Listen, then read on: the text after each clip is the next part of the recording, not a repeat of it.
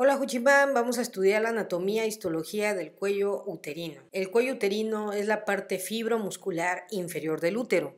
Es de forma cilíndrica y cónica. El tamaño del cervix puede variar de acuerdo a la edad, al número de partos y al momento del ciclo menstrual. El cuello uterino tiene una porción supravaginal que se une al cuerpo muscular a través del orificio cervical interno y tiene una porción cervical que desemboca en la vagina a través del orificio cervical externo.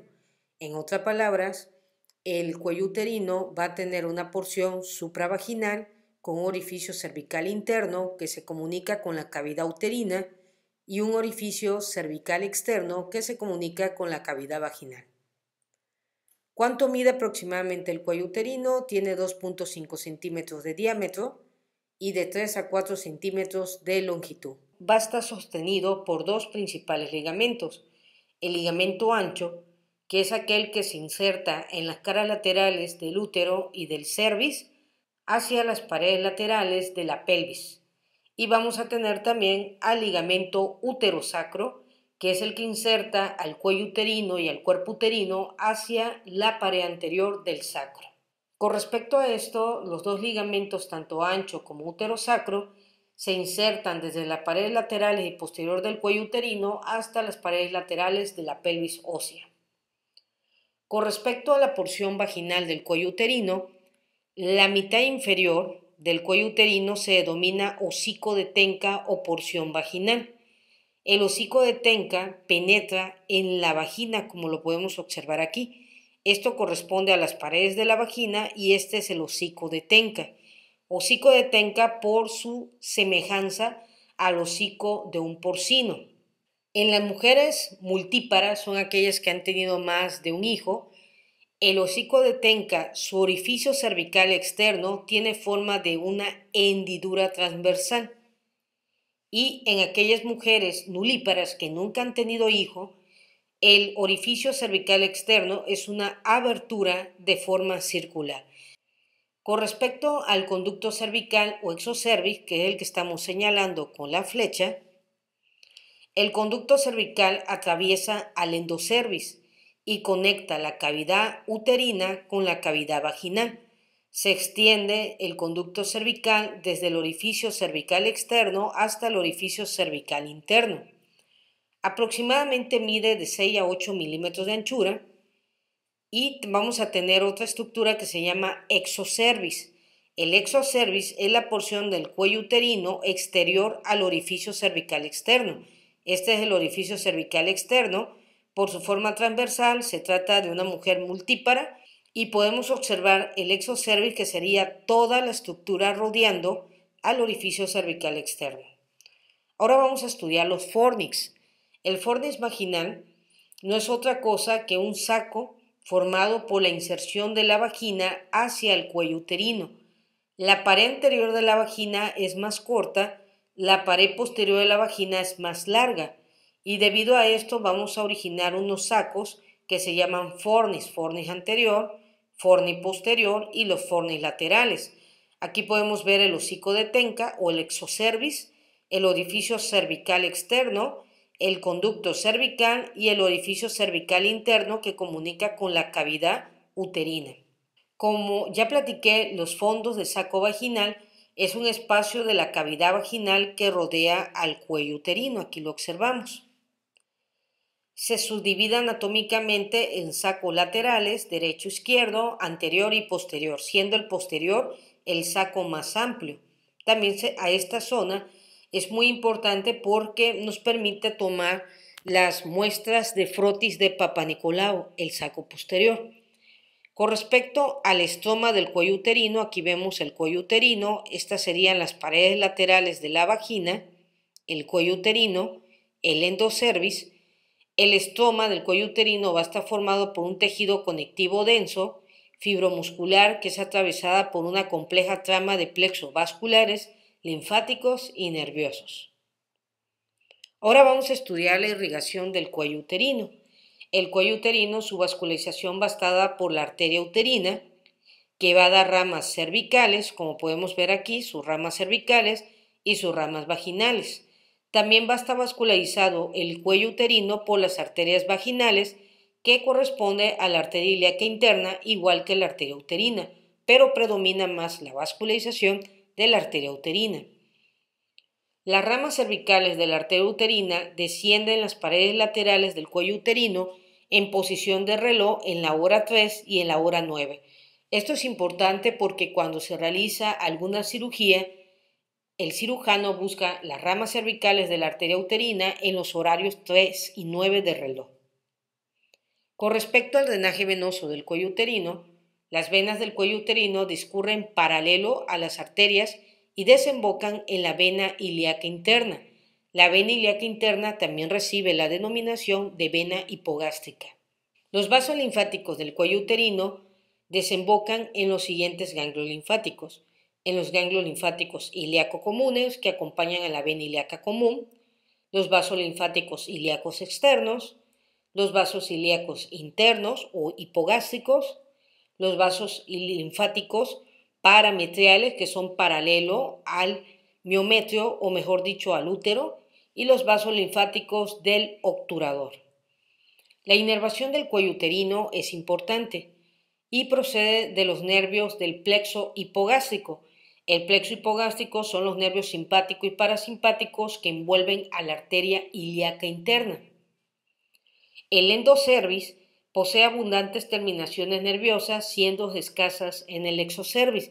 Significa que el interior del cuello uterino es muy inervado y el exterior presenta poca inervación. Por eso, como la mayoría del exocervix posee una escasa inervación, esto permite que la mayoría de las mujeres toleren bien los procedimientos de la toma de biopsias, electrocoagulaciones y la crioterapia sin anestesia local. Estos procedimientos no necesitan anestesia debido a la tolerancia del dolor por la escasa inervación del exocervix. Ahora vamos a platicar de un procedimiento que se realiza, que es el legrado endocervical. Como ya te mencioné, el endocervix posee abundante inervación. El legrado endocervical es un procedimiento en que se extrae una muestra de tejido anormal del cuello uterino para su estudio citológico. El endocervix posee abundantes fibras simpáticas y parasimpáticas. Por lo tanto, cuando se realiza el legrado a través del endocervix, la paciente puede tener una reacción vasovagal por la inervación lógico del décimo par craneal y su unión con el plexo sacro-parasimpático. Esto nos puede originar que antes de que la paciente se desmaye, presente piel pálida, aturdimiento, visión de túnel, el campo de la visión se estrecha hasta ver solo lo que está enfrente, náusea, sensación de calor, sudor frío y húmedo, postezo, visión borrosa, y posteriormente viene la lipotimia, que es la falta de conocimiento. Ahora vamos a estudiar el epitelio del cuello uterino. Con respecto al epitelio del cuello uterino, tiene un epitelio escamoso estratificado no queratinizante. Acuérdate que la palabra escamoso es homólogo a plano, por lo tanto es epitelio plano, estratificado, no queratinizado. Esa es una parte del epitelio y esto corresponde al exocervix. También va a presentar un epitelio cilíndrico simple. Esto corresponde al endocervix. Y la unión del endocervix con el exocervix, vamos a tener algo que se llama unión escamosa cilíndrica. Entonces, el epitelio del cuello uterino tiene dos tipos de epitelio: un escamoso estratificado no queratinizante y un epitelio cilíndrico simple. Ya vamos a estudiar que el epitelio cilíndrico simple sale del endocervix hacia el exocervix y se transforma en otro tipo de epitelio. Empezamos nuestro estudio con el epitelio escamoso estratificado no queratinizante. Aquí podemos observar el epitelio que estamos mencionando. El exocervix está recubierto en la mayoría de su superficie por el epitelio estratificado no queratinizante que contiene glucógeno. Esa parte no se te debe de olvidar, es rico en glucógeno. Con respecto a esto, su característica es que es opaco, Tiene muchas capas celulares, aproximadamente de 15 a 20 capas celulares, y es de color rosa pálido como lo estamos observando aquí. ¿Cuál es el origen del epitelio escamoso estratificado no queratinizante? Este epitelio se origina del tubérculo de Müller. Es un tubérculo que va a formar la cavidad uterina, parte de la vagina y el cuello uterino, y su origen es mesodérmico. ¿Cuáles son los estratos que tiene el epitelio escamoso estratificado no queratinizante? Va a tener un estrato basal, que es el estrato más profundo. Tenemos el estrato parabasal, el estrato intermedio y el estrato superficial. Entonces, este epitelio está conformado por 4 estratos desde la profundidad a la superficie. Y las capas del estrato basal poseen células que van aumentando de tamaño hasta que su tamaño es mayor en el estrato superficial, pero su núcleo va disminuyendo de tamaño de la profundidad hasta la superficie. Vamos a empezar el estudio del estrato basal. El estrato basal presenta una única capa de células basales redondas, aquí lo podemos observar. Esta es la única capa, sus células son redondas, sus núcleos son grandes, de coloración oscura, como podemos observar en la imagen, y poco citoplasma. Se localiza adyacente a la lámina basal, aquí estamos delimitando la lámina basal, y por lo general la lámina basal lo va a separar del estroma subyacente del cervix uterino. Ahora vemos el estrato parabasal. Las células del estrato basal se dividen a través de mitosis, maduran y forman las células parabasales. Sus núcleos continúan siendo grandes y oscuros y el citoplasma basófilo de color azul verdoso. Después vamos a tener el estrato intermedio que se forma por la citodiferenciación y maduración de las células parabasales. Este estrato intermedio posee células poligonales, como lo estamos viendo en esta imagen, y estas células poligonales contienen citoplasma abundante, los núcleos son redondos y pequeños, y por lo general estas células poligonales van a tener glucógeno. Ahora vamos a ver las células del estrato superficial, su resultado de la maduración celular de las células basales en parabasales, parabasales en intermedias, intermedias en superficiales. Aquí vamos a encontrar que son células grandes, planas, su núcleo es denso o pequeño y pinótico. Y el citoplasma es transparente y tiene sobre todo glucógeno. Con respecto a la palabra pinótico, los núcleos pinóticos, se refiere a los cambios visibles del núcleo celular caracterizado por una condensación de la cromatina y contracción del núcleo. En otras palabras, el núcleo se va haciendo más pequeño. Ahora vamos a estudiar la prueba de Seeger. Con respecto a esto, aquí estamos viendo una imagen del epitelio cilíndrico, que este epitelio cilíndrico procede del endocervis. Y vemos una imagen del epitelio escamoso estratificado no queratinizante o epitelio plano estratificado no queratinizado. Durante la prueba de Seeger se aplica yodo en el cuello uterino. El yodo colorea las células normales de color marrón. Las anormales permanecen sin color o aspecto blanco-amarillo. Con respecto a esto, cuando colocamos yodo, las células de la capa intermedia y superficial contienen glucógeno, abundante en su citoplasma, que tiñe intensamente de color pardo caoba o negro al aplicar la solución yodo-yodurada de Lugol con ácido perjórico de Schiff. Entonces, cuando colocamos ese tipo de soluciones, nosotros podemos identificar entre el epitelio escamoso estratificante no queratinizante que contiene glucógeno con respecto al epitelio cilíndrico. La presencia de glucógeno en las capas intermedia y superficial del epitelio escamoso estratificado no queratinizante es un signo de maduración normal y desarrollo del epitelio escamoso.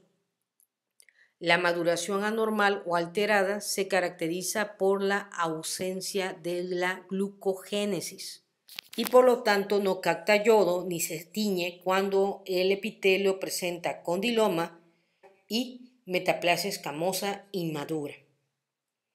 Aquí observamos con respecto a la prueba de Schiller y vemos que el epitelio escamoso estratificado no queratinizante no se pintó de marrón o oscuro, sino tiene una coloración amarilla.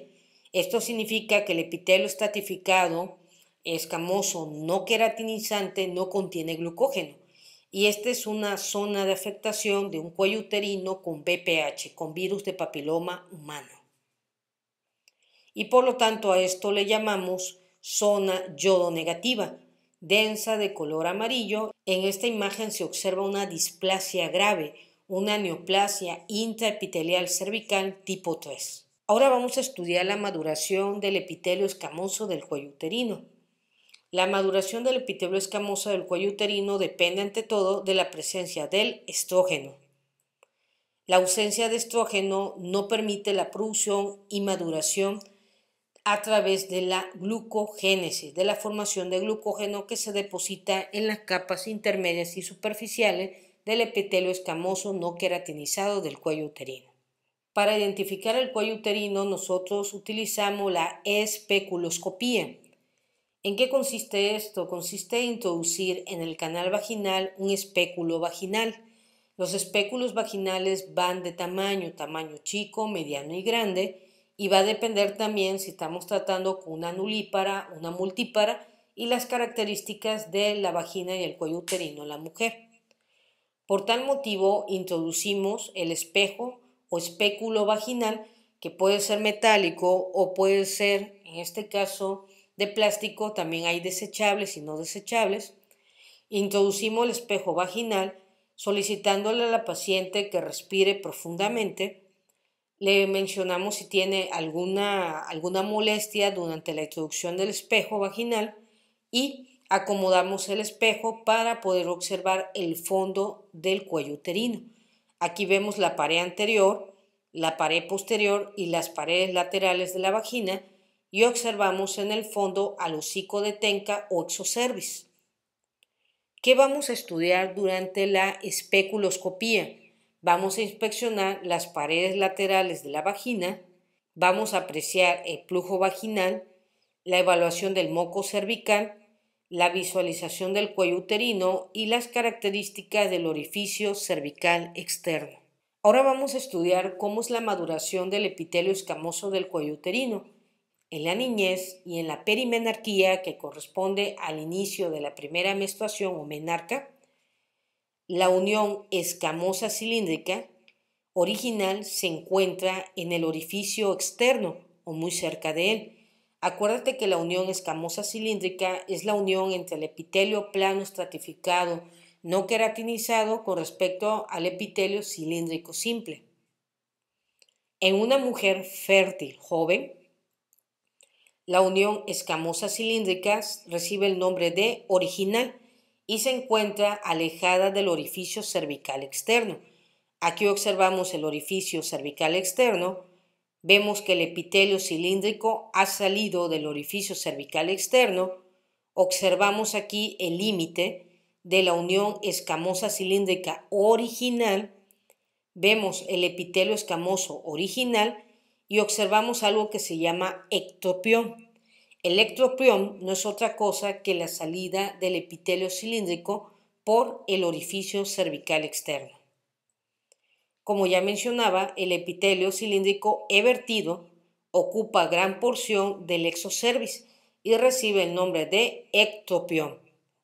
¿A qué se refiere la unión escamosa cilíndrica original?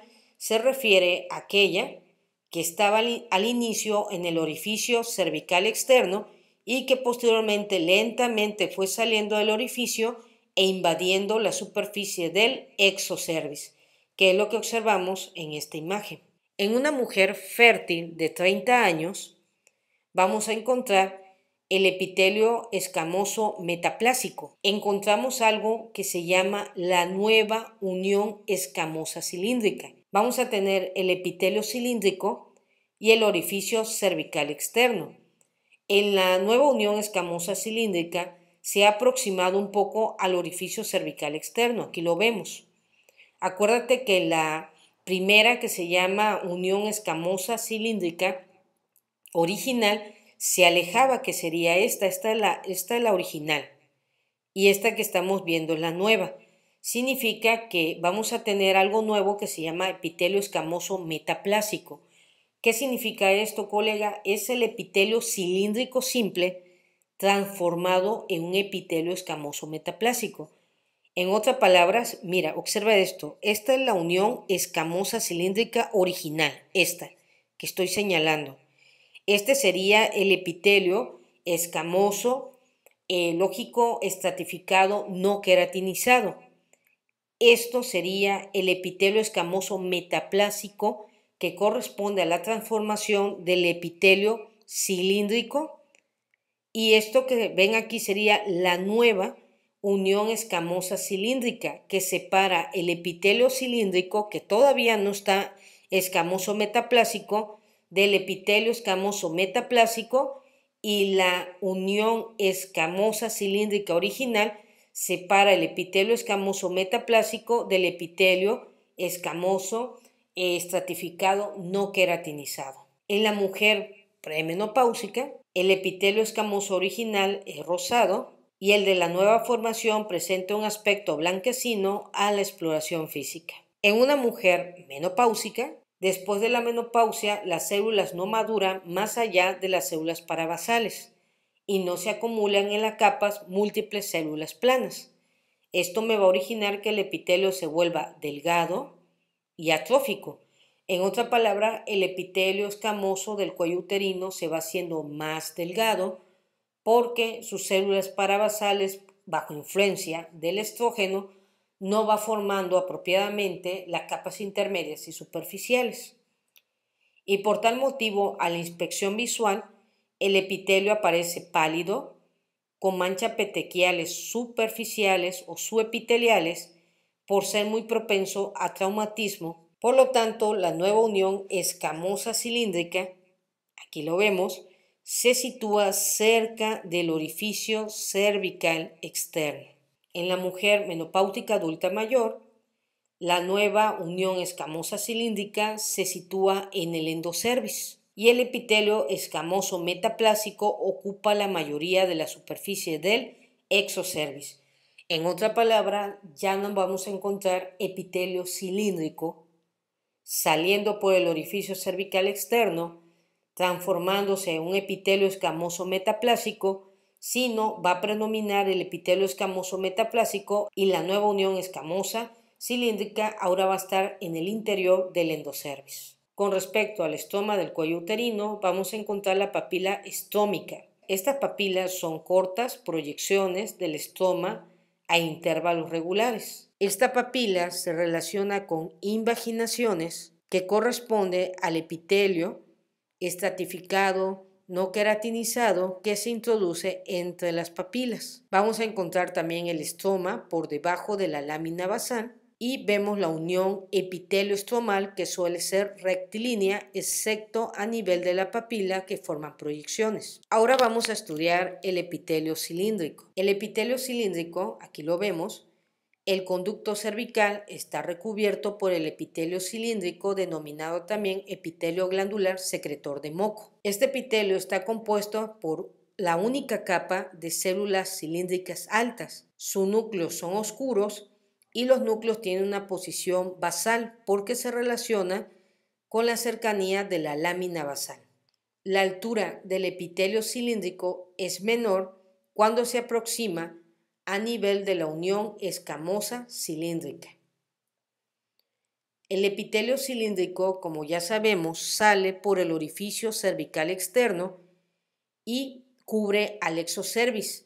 Va a variar de acuerdo a la edad, al número de partos, al ciclo hormonal, a la fecundación y a la menopausia con respecto a cuánto va a cubrir al exocervix. Hace rato identificamos cómo se observa el epitelio estratificado con respecto al epitelio cilíndrico de acuerdo a la edad. El epitelio cilíndrico a la inspección visual es de color rojizo por presentar una sola y delgada capa celular que permite observar la coloración de la vascularización del estroma adyacente del cuello uterino. Con respecto al epitelio cilíndrico, su límite superior de este epitelio cilíndrico se fusiona con el epitelio endometrial y su límite inferior del epitelio cilíndrico se fusiona con el epitelio escamoso a nivel de la unión escamosa cilíndrica. Sin embargo, esa unión escamosa cilíndrica, acuérdate que hay dos tipos. Original, que es la que se fue formando durante el desarrollo del cuello uterino, y la nueva unión escamosa cilíndrica cuando el epitelio cilíndrico se vuelve metaplásico. En esta imagen podemos observar las criptas endocervicales. Estas criptas o glándulas endocervicales son invaginaciones del estroma cervical del epitelio cilíndrico. Las criptas pueden llegar a ser de 5 a 8 milímetros desde la superficie del cuello uterino. Los pliegues mucosos o criptas otorgan al epitelio cilíndrico una apariencia granular en aspecto visual. Las proyecciones papilares son pliegues de longitud múltiples que sobresalen a la luz del conducto. Está conformado por un epitelio cilíndrico.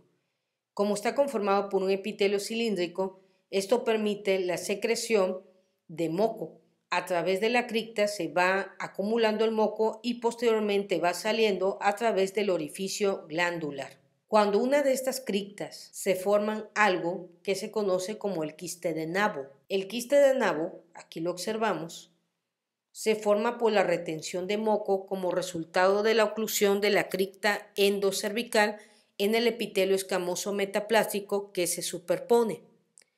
Entonces vamos a observar que el epitelio cilíndrico sigue secretando moco, se llena, se distiende y crea estos quistes.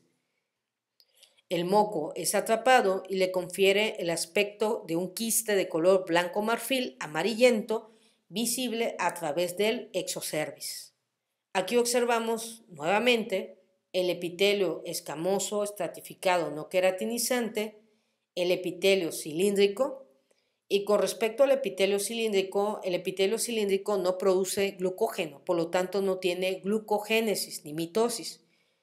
Por tal motivo, debido a la falta de glucógeno citoplasmático, el epitelio cilíndrico no cambia de color tras la aplicación del Lugol o retiene una leve capa de solución yodo-yodurada. Por lo tanto, podemos observar el epitelio escamoso estratificado no queratinizante pintado por Lugol y podemos observar el epitelio cilíndrico carente de Lugol debido a la ausencia de glucógeno.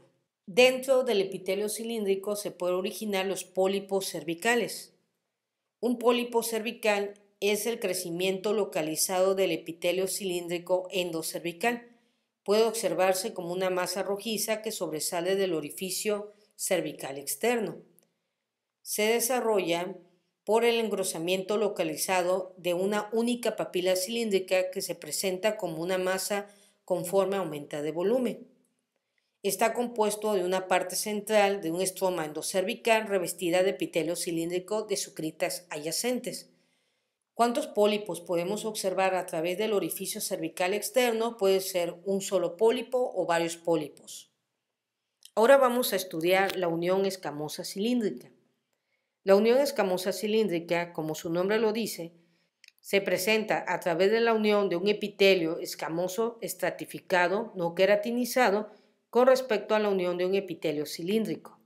La unión escamosa cilíndrica con relación al orificio cervical externo varía en la vida de la mujer y depende de la edad, del momento del ciclo hormonal, del traumatismo de parto, del uso de anticonceptivos orales y del embarazo. Pero acuérdate que hay dos uniones escamosas cilíndricas. Encontramos la original, que es la que separa el epitelio escamoso estratificado del epitelio cilíndrico, y la nueva unión escamosa cilíndrica que separa el epitelio escamoso metaplásico del epitelio cilíndrico simple. Tras la pubertad y durante el periodo reproductivo, la unión escamosa cilíndrica en los genitales femeninos crece por influencia estrogénica. El cuello uterino se agranda y el conducto cervical se alarga. Se origina la eversión del epitelio cilíndrico de la parte inferior del conducto cervical hacia el exocervix. Acuérdate que el epitelio cilíndrico sale por el orificio cervical externo y esto crea algo que se llama ectropión o ectopia, que es visuable a través del exocervix francamente rojizo. La unión escamosa cilíndrica original está ubicada en el exocervix, lejos del orificio externo. El ectoprión se hace más pronunciado durante el embarazo debido a los niveles estrogénicos. Y aquí podemos observar el orificio cervical externo, el epitelio cilíndrico, la unión escamosa original, que es la que va a separar al epitelio escamoso original o epitelio escamoso estratificado no queratinizado del epitelio cilíndrico. El ectropión no es otra cosa que la salida del epitelio cilíndrico hacia el exocervix. Ahora vamos a estudiar algo que se llama la metaplasia escamosa. ¿Qué significa esto? Mira, a grandes rasgos, aquí vemos el orificio cervical externo, observamos que el epitelio cilíndrico sale y crea el ectropión, pero el epitelio cilíndrico se tiene que transformar en un epitelio escamoso metaplásico. ¿Para qué? Para poder soportar el pH del cervix y de la vagina. Si ese epitelio no se transforma, el cilíndrico, en metaplasia escamosa, podría ocasionar la formación de un cáncer. Entonces, tenemos un reemplazo fisiológico del epitelio cilíndrico evertido a un epitelio escamoso neoformado. Por eso te digo que hay dos uniones escamosas cilíndricas. La unión escamosa cilíndrica original, que separa el epitelio escamoso estratificado no queratinizado del epitelio cilíndrico, pero cuando este epitelio se transforma en un epitelio escamoso neoformado o epitelio escamoso metaplásico, vamos a tener otra unión que se llama la nueva unión escamosa cilíndrica. Esta es la original y acá vamos a formar la nueva unión escamosa cilíndrica. Por lo tanto, ¿cómo se formó el epitelio cilíndrico evertido en un epitelio escamoso neoplásico? A través del pH ácido de la vagina, sobre todo presente en edad fértil y durante el embarazo. Cuando la acidez vaginal destruye las células del epitelio cilíndrico en la zona del ectropión, con el tiempo las células son reemplazadas a un epitelio metaplásico neoformado. Esto es otorgado por los bacilos de Dörr-Derlein. Estos bacilos van modificando el pH de la vagina y el epitelio cilíndrico que se encuentra expuesto a través del ectropión. Observamos, en una neonata vamos a encontrar que los estrógenos se encuentran moderados. Esto se debe sobre todo por la influencia estrogénica de mamá. Aquí vemos el epitelio, el glucógeno es leve, el pH es de 4 a 5 y la microbiota es estéril y puede encontrarse ya lactobacillus. Al primer mes de vida, los estrógenos desaparecen, disminuye el volumen del epitelio, el glucógeno no está presente y tenemos un pH de 7 y por lo tanto la microbiota es escasa. En la pubertad vamos a encontrar que el glucógeno empieza a presentarse y el pH va a cambiar de 7 a 5 y vamos a encontrar una microbiota mixta. En la madurez sexual vamos a encontrar moderado estrógeno, el epitelio empieza a transformarse en un epitelio escamoso, estratificado, no queratinizado, el glucógeno va a estar presente, es leve, vamos a tener el pH de 4 a 5 otorgado por los lactobacillus, otorgados por los bacilos de Dörr-Derlein. Y en el embarazo vamos a encontrar que los estrógenos son severos. Acuérdense, una crucecita es leve, moderado, severo. Entonces los estrógenos son severos. Vamos a encontrar que el epitelio crece, los glucógenos es abundante, vamos a tener un pH de 3.5 a 4.5, los lactobacilos van a estar presentes. En la menopausia los estrógenos desaparecen, el epitelio vuelve a involucionar, el glucógeno está ausente y el pH ahora va a ser de 6 a 7. Vamos a tener mixto la microbiota. ¿Qué significa esto? Que vamos a tener tanto bacilos, lactobacilos como bacterias. Ahora vamos a estudiar la transformación del epitelio escamoso metaplásico neoformado. El epitelio metaplásico suele comenzar en la unión escamosa original y desplazarse de afuera hacia adentro, hacia llegar al orificio externo, durante el periodo reproductivo hasta la perimenopausia. Esto conduce a la destrucción y reemplazo del epitelio cilíndrico por un epitelio escamoso metaplásico neoformado. La metaplasia, ¿qué significa? Es el cambio en la forma de algunas de las células del tejido al que pertenece.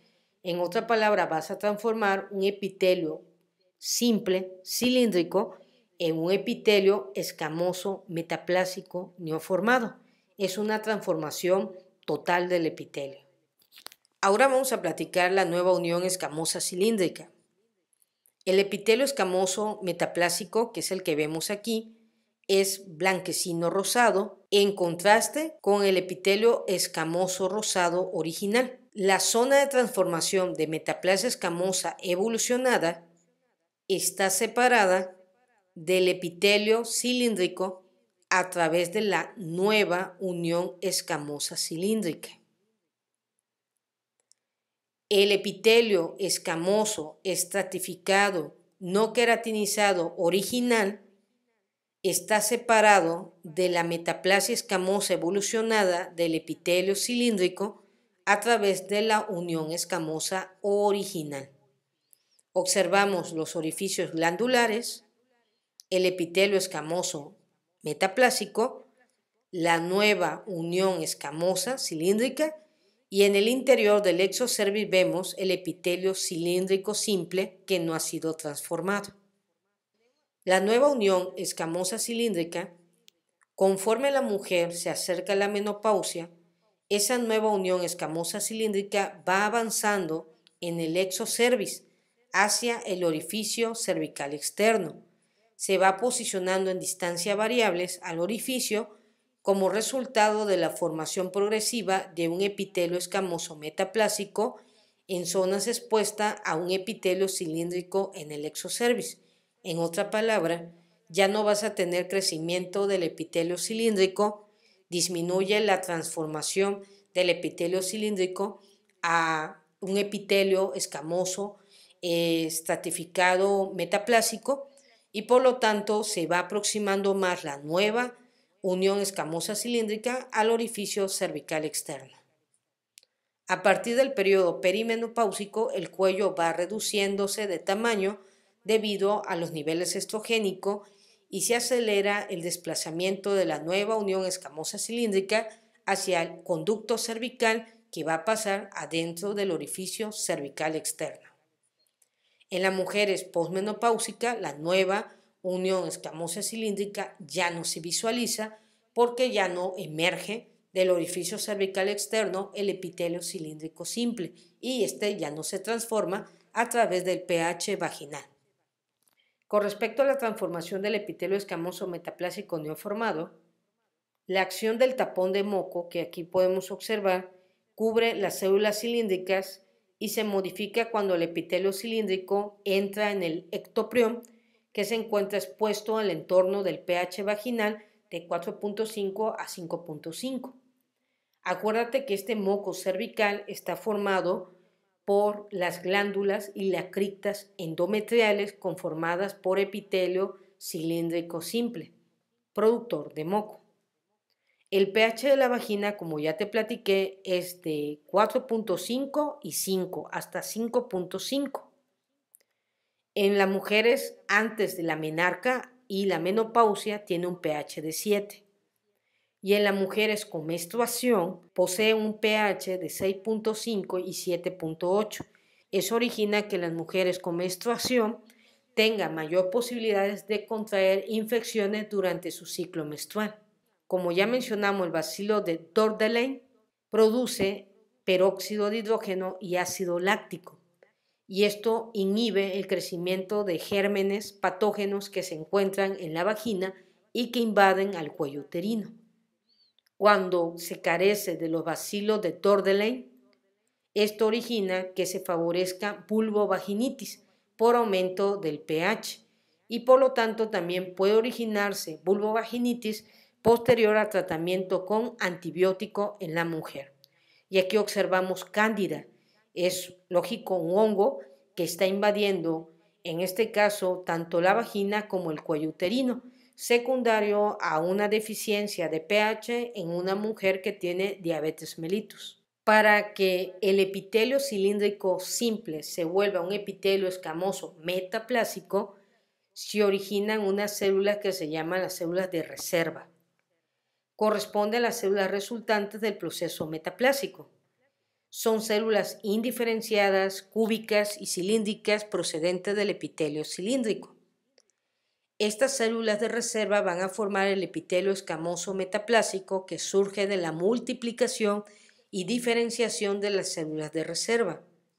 Con respecto al desarrollo del epitelio metaplásico escamoso, aquí vemos un epitelio cilíndrico normal, ese que procede directamente del endocervix y que forma parte de las criptas y de las glándulas endocervicales productoras de moco cervical. De pronto, este epitelio cilíndrico ya se encuentra en el exocervix, en el ectopión, y como ya está en el ectopión, va a tener algo que se llama hiperplasia. ¿Qué significa la hiperplasia? La hiperplasia es la transformación del epitelio endocervical en un epitelio exocervical.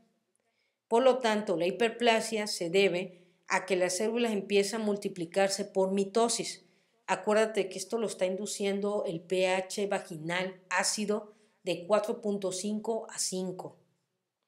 Entonces, la hiperplasia es el aumento anormal del tamaño que sufre el órgano, en este caso el epitelio cilíndrico simple, debido al incremento del número de las células normales que lo forman. Acuérdate que esto es un proceso fisiológico. Posteriormente de la hiperplasia vamos a tener la metaplasia. Y en la metaplasia tenemos un epitelio completamente diferenciado que se transforma en otro. Se va a transformar de un epitelio cilíndrico a un epitelio escamoso estratificado. Y por lo tanto el intercambio metaplásico es irreversible, no puede volver a su epitelio original. La metaplasia la vamos a dividir en dos, metaplasia inmadura y metaplasia madura. Desafortunadamente, cuando la metaplasia sale de control y no vas a tener un epitelio plano inmaduro o maduro, vas a tener algo que se llama displasia. La displasia corresponde a las células anormales en la superficie del cuello uterino y por lo tanto vamos a originar aquí algo que se llama neoplasia intraepitelial cervical escamosa, que esto, el siguiente paso sería cáncer cérvico uterino.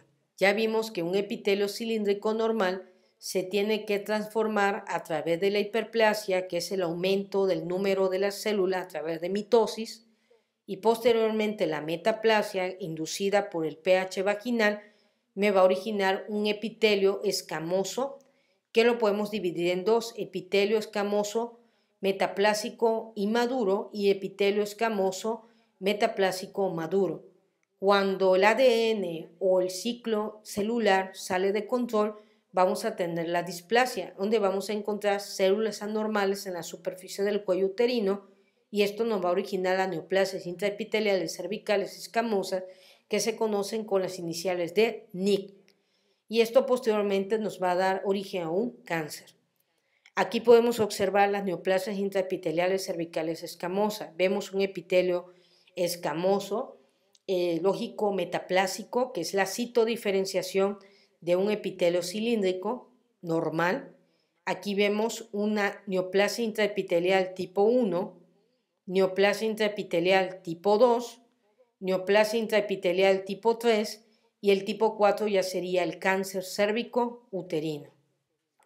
Con respecto a esto, vamos a estudiar el diagnóstico y clasificación de las neoplasias intraepiteliales por la citología. La neoplasia intraepitelial cervical se puede detectar por examen microscópico de las células cervicales en un frote tañido a través de una técnica que es la técnica del Papa Nicolau, que consiste no solamente en observar el cervix, las paredes de la vagina, el moco cervical, el flujo vaginal y lógico la coloración del orificio cervical externo y de la superficie del cuello uterino, sino también consiste en extraer parte de las células del cuello uterino y por lo tanto vamos a evaluar el cambio de las células superficiales y clasificarla a través de la neoplasia intraepitelial cervical. ¿Cómo podemos saber que estas células son anormales? A través de la clasificación de neoplasia intraepitelial cervical por la citología, basándose en los cambios de los núcleos y del citoplasma. Número 1, vamos a tener una hipertrofia nuclear y los cambios de tamaño y forma son característica constante de todas las células displásicas. Aquí lo vemos, tenemos un tamaño anormal de los núcleos. Mayor intensidad tintorial, hipercromasia. Aquí podemos ver cómo se van tiñendo. A mayor tinción que tenga, o mejor dicho, que el tejido capte mayor coloración, eso nos refiere que hay células malignas. Las células displásicas siempre presentan distribución irregular, como lo podemos ver aquí. Sus capas ya no se ven de forma uniforme, se ven de forma irregular con respecto a unas sobre otras. Y por lo tanto vamos a tener una distribución irregular de la cromatina que se va haciendo grumus, que se va haciendo más el núcleo pinótico. Los núcleos anormales en las células superficiales o intermedias indican una neoplasia intraepitelial de bajo grado. Sin embargo, los núcleos anormales en todas las capas, estamos hablando basal, parabasal, intermedia y superficial, nos refieren mayor malignidad. Las anomalías de los núcleos de las células basales, parabasales, indica una neoplasia intraepitelial de alto grado. De esta forma podemos identificar NIC de bajo grado y NIC de alto grado. Con respecto al método diagnóstico de la neoplasia intraepitelial, vamos a encontrar lo siguiente. ¿Cómo puedo diagnosticar en una mujer que tenga neoplasia intraepitelial cervical?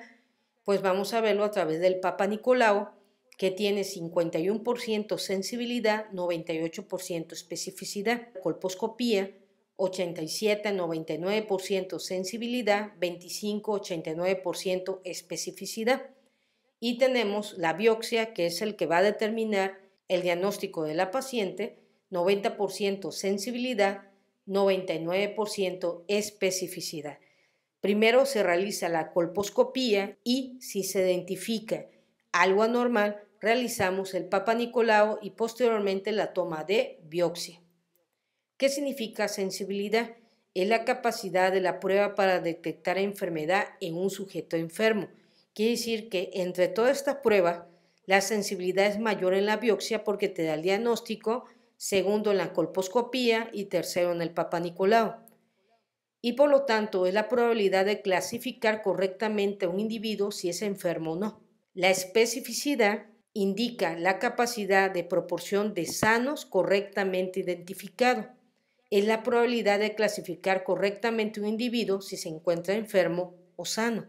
Y por lo tanto, aquí podemos ver que 99% de la biopsia es específica, 98% el Papa Nicolau y la colposcopía entre el 25 al 89%.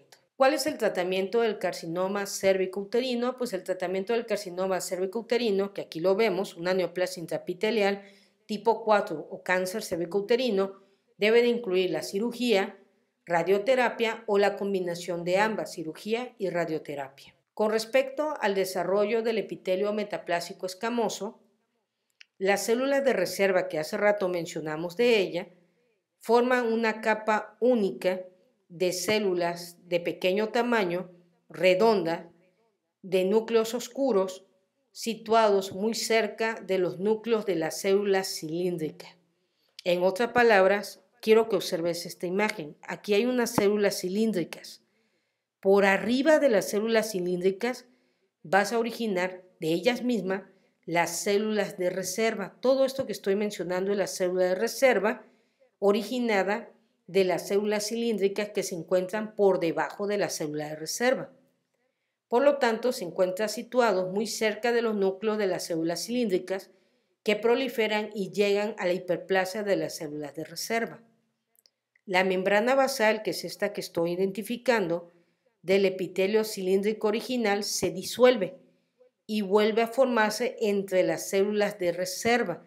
Significa que vas a tener lámina basal células de reserva y las células del epitelio cilíndrico. Con respecto al desarrollo del epitelio metaplásico escamoso, paso 1, vamos a tener la aparición de las células de reserva subcilíndricas. Aquí la vemos. Paso 2, las células de reserva proliferan hasta formar dos capas hiperplásicas por debajo del epitelio cilíndrico. Acuérdate que el epitelio cilíndrico queda por debajo de la célula de reserva. Lámina basal de las células cilíndricas se disuelven y se coloca entre la célula cilíndrica y la célula de reserva. Posteriormente vamos a tener una metaplasia escamosa incipiente. Incipiente significa que se manifiesta. Y las células de reserva proliferan y se diferencian hasta formar un epitelio metaplásico escamoso inmaduro. Este es el epitelio escamoso inmaduro. No hay indicio de producción de glucógeno y por eso se llama metaplásico escamoso inmaduro, porque no tiene glucógeno. Posteriormente, el epitelio escamoso metaplásico madura y no puede distinguirse del epitelio escamoso original, porque ese epitelio, si es escamoso metaplásico maduro, es porque tiene glucógeno. Y aquí podemos observar el epitelio escamoso metaplásico inmaduro, que no tiene glucógeno, formado por la célula de reserva, un epitelio escamoso metaplásico maduro, que ya tiene glucógeno, y observamos un epitelio escamoso original, que es el que mencionamos al inicio de esta clase. Por lo tanto, ¿quién te separa el epitelio escamoso original del epitelio escamoso metaplásico maduro? Acuérdate, la unión escamosa cilíndrica original. ¿Quién me separa el epitelio escamoso metaplásico inmaduro del epitelio cilíndrico? La nueva unión epitelio escamosa cilíndrica. El epitelio escamoso metaplásico inmaduro, según progresa el proceso metaplásico, las células de reserva proliferan y se citodiferencian, formando un epitelio delgado, multicelular, sin células escamosas inmaduras, sin que se observe la estratificación. Aquí lo podemos ver. Por eso es inmaduro, porque todavía no está estratificado y no tiene glucógeno. El epitelio metaplásico escamoso inmaduro no produce glucógeno y por lo tanto no se tiñe de marrón o de negro a través de la solución yodo-yodurada de Lugol. Esa es una característica importante. ¿Dónde se inicia la metaplasia escamosa? Pues en la unión escamosa cilíndrica original, en el borde distal de la ectopia o del ectopión, en el epitelio cilíndrico cercano a la unión escamosa cilíndrica y como islote esparcido en el epitelio cilíndrico expuesto. La metaplasia escamosa es un proceso irreversible. El epitelio transformado no puede volverse a convertir en epitelio cilíndrico. Desafortunadamente, en una minoría muy pequeña de las mujeres, puede evolucionar un epitelio atípico displásico, la metaplasia escamosa cilíndrica inmadura, debido a la presencia de dos tipos de virus, el virus de papiloma humano y el virus herpes tipo 2 o herpes genital. Significa que la mayoría de la malignidad se da en el epitelio escamoso metaplásico inmaduro, porque no se ha citodiferenciado, no es un epitelio totalmente estratificado y no tiene glucógeno. Entonces es el epitelio más lesionado con estos tipos de virus, que va a originar de la metaplasia a la displasia y de la displasia, lógico, al cáncer. El epitelio metaplásico estratificado maduro, a medida que continúa el proceso, las células escamosas metaplásica inmadura evolucionan a un epitelio metaplásico estratificado maduro. Las células cilíndricas residuales del epitelio metaplásico escamoso evolucionado contienen glucógeno a partir de la capa celular intermedia y se tiñe de color marrón o negro con Lugol. Ahora vamos a platicar de la zona de transformación. La zona de transformación del cuello uterino es donde el epitelio cilíndrico ha sido reemplazado o está reemplazándose con el nuevo epitelio escamoso metaplásico. Aquí vemos en esta imagen alrededor el epitelio escamoso original, la unión escamosa cilíndrica original, el epitelio escamoso metaplásico, el epitelio cilíndrico y el orificio cervical externo, y esto que estamos viendo aquí entre el epitelio cilíndrico y el epitelio escamoso metaplásico se llama la nueva unión escamosa cilíndrica, y todo esto de aquí se llama la zona de transformación. Quiere decir que la zona de transformación está entre la nueva unión escamosa cilíndrica y la unión escamosa cilíndrica original. Entre estas dos líneas va a estar la zona de transformación. Corresponde al área del cuello uterino limitada distalmente por la unión escamosa cilíndrica original y proximalmente por el epitelio metaplásico, y se encuentra entre la unión escamosa cilíndrica, la nueva unión. Esta zona de transformación en la mujer es premenopáusica. La zona de transformación está plenamente ubicada en el exocervix. El cuello uterino se reduce de tamaño conforme descienden los niveles estrogénicos, y la zona de transformación puede desplazarse primero parcialmente y luego plenamente hasta el conducto cervical, que dice que va desapareciendo. La zona de transformación anormal atípica con displasia, aquí lo podemos observar, miren, aquí vemos un NIC2, un NIC3 y el cáncer cervicouterino. La zona de transformación anormal o atípica cuando se observa signo de carcinogénesis cervical. También vamos a encontrar una zona de transformación congénita. ¿Qué quiere decir eso? Con la que nacemos. Al principio de la vida embrionaria, el epitelio cúbico del tubo vaginal, como podemos observar aquí, es reemplazado por un epitelio escamoso del extremo caudal del seno urogenital. Este proceso se completa mucho antes del nacimiento. La vagina y el exocervix queda totalmente cubierto por un epitelio escamoso. En el momento del nacimiento, la unión escamosa cervical original, como ya mencionamos, se va a encontrar a nivel del orificio cervical externo. La zona de transformación congénita es un proceso incompleto. La unión escamosa cervical original se sitúa distalmente al orificio cervical externo. En casos raros, en las paredes vaginales, en el fondo del saco anterior y posterior. Y el epitelio cúbico sufrirá metaplasia escamosa y la conversión a epitelio pavimentoso o escamoso de las paredes vaginal anterior y posterior conduce a la formación de la zona de transformación congénita. En otra palabra, el epitelio cilíndrico simple puede salir durante el nacimiento y durante los primeros meses o años de vida y se transforma en una zona metaplásica que se considera congénita porque todavía no está influida bajo los niveles estrogénicos u hormonales por los caracteres sexuales secundarios. La zona de transformación congénita, como podemos observar aquí, se visualiza en un área gris blanquecina que va del labio anterior y labio posterior a los fondos del saco vaginal. Se ve en menos del 5% de las mujeres y es una variante de la zona de transformación normal. Significa que en la zona de transformación normal puedes encontrar la zona de transformación originar ahorita por la transformación del epitelio cilíndrico, niveles estrogénicos, y la zona de transformación congénita que se formó en los primeros meses de vida. Con respecto al ectropión o ectopia, el ectropión o la ectopia se define a la eversión del epitelio cilíndrico endocervical hacia el exocervix sin metaplasia.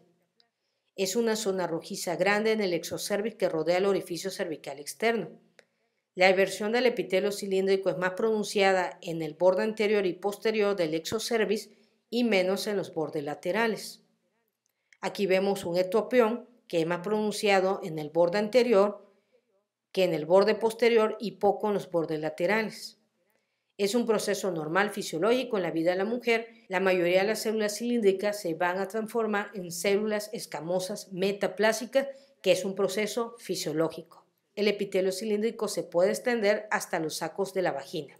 El ectopión se desplaza en toda la mucosa con inclusión de las criptas, glándulas formadas por epitelio cilíndrico, en el estroma subyacente. Acuérdate que cuando estas criptas se obstruyen, crean los quistes de nabo. Desafortunadamente tenemos que diferenciar entre un ectoprión con criptas y estroma subyacente con respecto a un ectoprión que tiene en este caso metaplasia escamosa transformándose en cáncer. Esto que vemos una neoplasia intraepitelial grado 4 o cáncer cérvico-uterino, y esto que vemos una cripta y estroma adyacente de un ectoprión formado por el desplazamiento de un epitelio cilíndrico por el orificio cervical externo. ¿Cómo podemos hacer esto? A través de las características del epitelio y número 2, siempre la biopsia. Acuérdate, tiene mayor especificidad para poder identificar si hay o no cáncer. Colega, hemos terminado la anatomía y histología del cuello uterino. Te invito a que tomes los apuntes. Y esto es importante, es la segunda causa de muerte en las mujeres a nivel nacional.